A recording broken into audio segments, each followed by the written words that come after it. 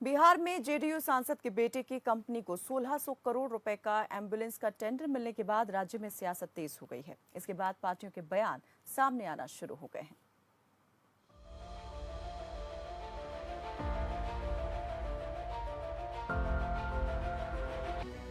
1600 करोड़ रुपए का जेडीयू सांसद के बेटे को कॉन्ट्रैक्ट देने की प्रक्रिया शुरू की गई थी, जब बिहार में जेडीयू बीजेपी गठबंधन की सरकार थी और मुख्यमंत्री नीतीश कुमार थे। उस वक्त आरजेडी विधायकों ने इस मामले को लेकर आपत्ति जताई थी, साथ ही जांच की मांग की थी।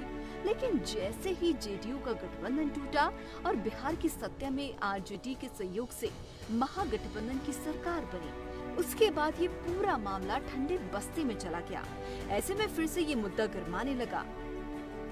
जहां एक तरफ बीजेपी बिहार सरकार पर गड़बड़ी का आरोप लगा रही है, तो वहीं जेडीयू का कहना है कि ये उच्च न्यायालय के क्षेत्राधिकार में है।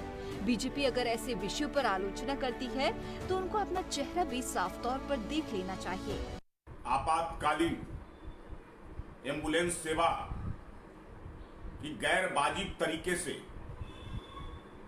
संसद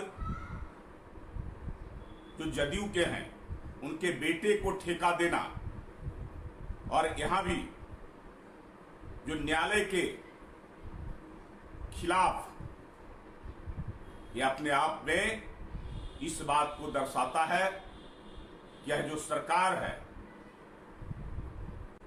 जिस भ्रष्टाचारी के साथ हाथ मिलाया है, अब यह सरकार भी पूरी तरह से भ्रष्टाचार में लिप्त हो गई है।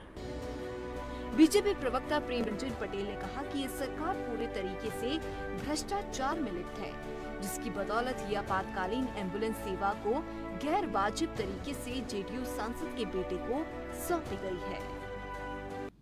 मामला माननीय उच्च न्यायालय के क्षेत्राधिकार में है।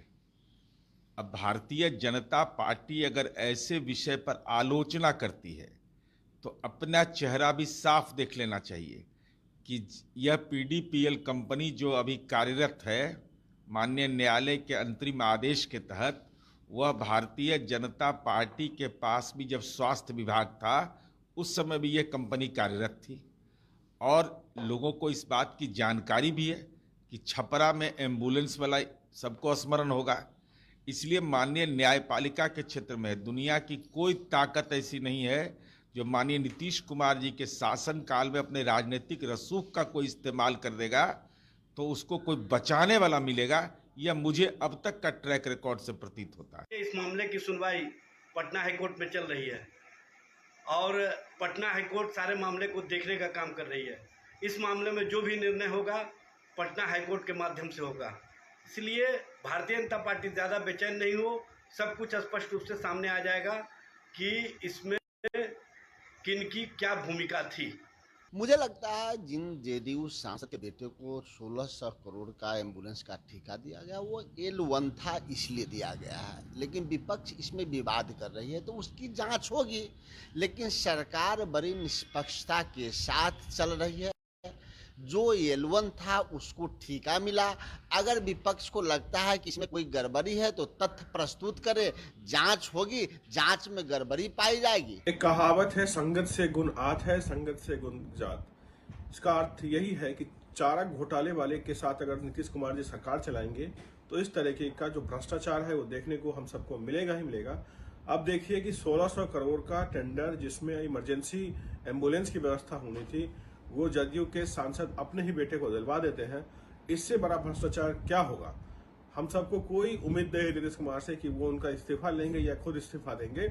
वो इसका मौज ले रहे हैं और भ्रष्टाचारियों के साथ बैठ करके प्रधानमंत्री बनने की जो उनकी महत्वाकांक्षा है वो कभी पूरा नहीं होने वाली है।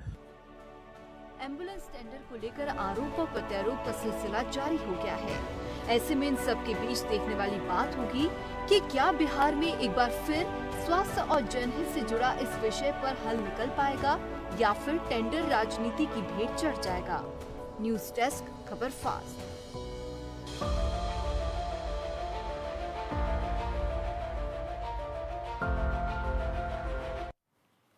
चलिए रुकते हैं।